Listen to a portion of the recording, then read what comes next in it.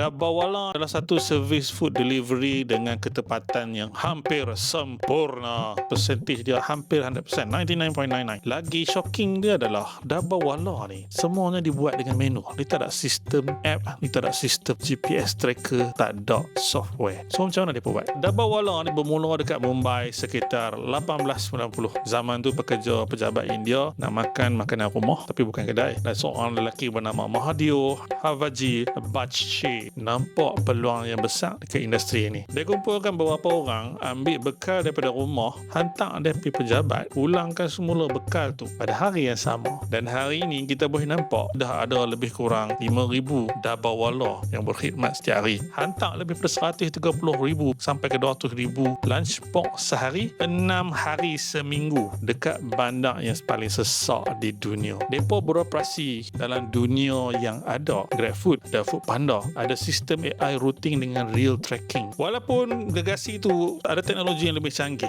tapi Dabbawala mereka hampir tak pernah buat silap. Macam mana benda tu boleh jadi? Rahsia mereka sebenarnya bukan teknologi, tapi kepada sistem yang mereka pegangkan daripada 1890. Setiap lunchbox ada kod warna dengan simbol. Kereta api Mumbai jadi highway logistik. Setiap orang buat satu tugasan kecil yang sama setiap hari. Struktur operasi semua setara, saling jaga. Hasilnya, kajian logistik dan Harvard Business School pun klasifikasi mereka ni, efisiensi mereka ni setara tahap Sigma 6, 99.99 ketepatan mereka. Kalau satu lunchbox silap, bukan sahaja customer terkesan, tapi seluruh rantaian yang terlibat tu adalah bersalah. Kalau Dabbawala ni salah hantar makanan, itu bukannya kesilapan, itu adalah bencana berita besar yang berlaku. Sebab jangan berlaku. Dabbawala ni ajak kita satu benda. Kesempurnaan ni didatang bukan daripada benda-benda yang canggih, tapi daripada konsistensi buat benda kecil dengan cemerlang secara konsisten.